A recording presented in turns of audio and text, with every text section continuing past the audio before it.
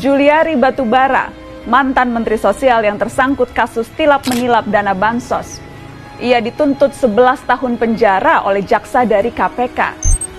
Korupsi di tengah pandemi loh, kurang buas apa lagi coba? Perlu digarisbawahi, jaksa yang menuntut 11 tahun itu dari KPK. Halo guys, Assalamualaikum warahmatullahi wabarakatuh. Saya Adelian Sapri Diji dengan NIM 2301020005. Baiklah, saya di sini dari program studi akuntansi kelas 4A1. Saya dari kelompok 2 akan mengulas sedikit materi kami, yaitu studi kasus korupsi Bansos COVID-19 yang menjerat Juliari hingga divonis 12 tahun penjara.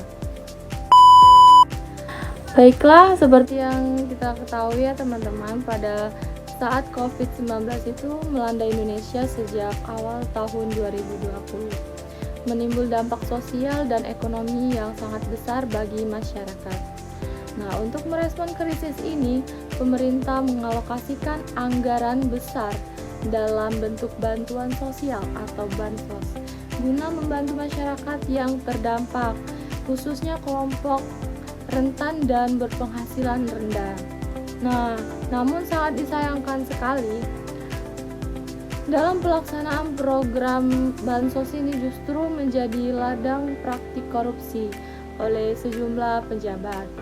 Nah, termasuk Menteri Sosial pada saat itu, yaitu Bapak Juliari Peter Batubara. Baiklah, sedikit saya akan mengulas biodata diri dari Bapak Juliari P. Batubara ini.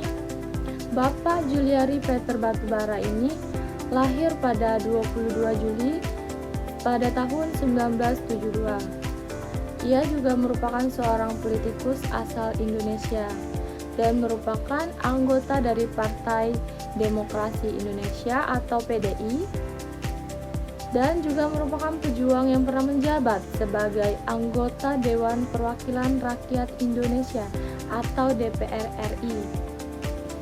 Selama menjabat menjadi anggota DPR RI, Bapak Juliari ini bertugas di Komisi 6 yang menangani perdagangan, perindustrian, investasi, korupsi, UKM, BUMN, dan serta standarisasi nasional.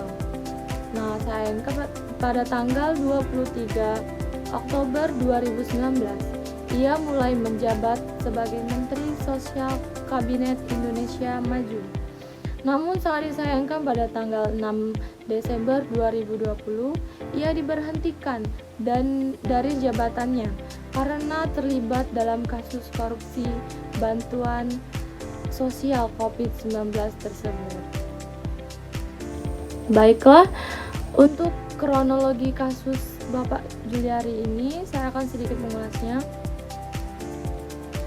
Kronologi terjadinya korupsi bansos COVID-19 yang melibatkan Bapak Juliari ini, yaitu di mana KPK melakukan OOTT atau operasi tangkap tangan pada tanggal 5 Desember 2020.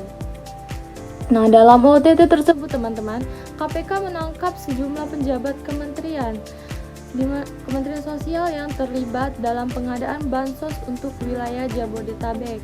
Berdasarkan penyelidikan, Bapak Juliari ini diduga menerima suap dari para rekanan penyedia bantuan sosial yang ditunjuk secara langsung oleh kementerian untuk menyalurkan sembako kepada masyarakat terdampak pandemi.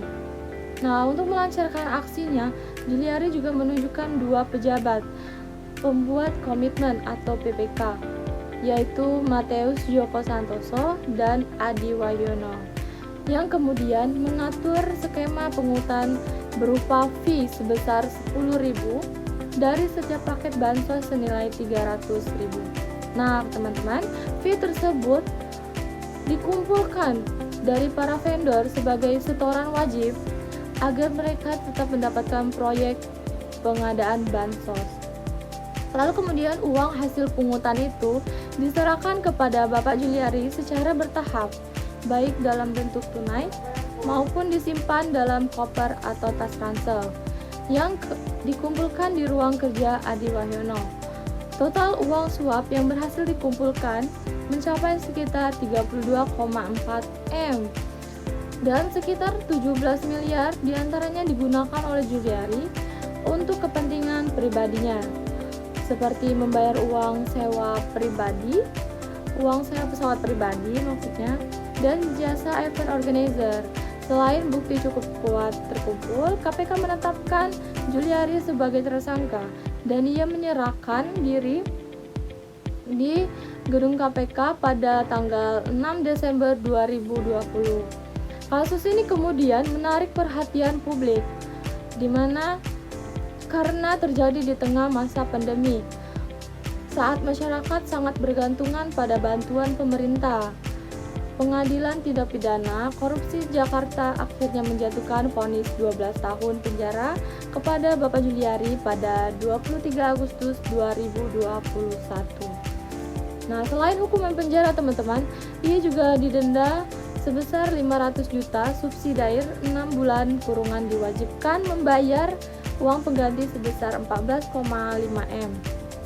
Hak politikusnya juga dicabut selama 4 tahun setelah menjalani hukuman pokok. Nah, namun vonis ini memicu kontroversi karena majelis hakim menyebutkan bahwa hukuman Juliari diringankan lantaran ia telah mendapatkan hinaan, cacian, dan tekanan dari masyarakat yang dianggap sebagai penderitaan tersendiri karena dinilai tidak sebanding dengan dampak besar dari kejahatan yang dilakukan di krisis nasional. Nah, pada Agustus 2022 teman-teman, KPK menyatakan bahwa Juliari telah melunasi kewajiban membayar uang pengganti sesuai dengan keputusan pengadilan. Kasus ini menjadi simbol dari bobroknya integritas sebagian pejabat publik serta memperkuat tuntutan masyarakat untuk pemberantasan korupsi yang lebih tegas dan adil. Nah, teman-teman, KPK juga menetapkan 5 tersangka dalam kasus ini, yakni yang pertama ada Juliari Peter Batubara sebagai Menteri Sosial saat itu diduga sebagai penerima suap. Yang kedua ada Mateus Joko Santoso, penjabat pembuat komitmen atau PPK di Kementerian Sosial. Kemudian yang ketiga ada Adi Wahyono juga sebagai PPK di Kementerian Sosial. Kemudian yang keempat ada Ardian IM dari pihak swasta, dan yang kelima ada Hari Sidabuke dari pihak swasta. Nah, teman-teman, itu saja yang dapat saya ulas dari materi kami, dari artikel yang kami dapatkan. Untuk lebih dan kurangnya saya mohon maaf.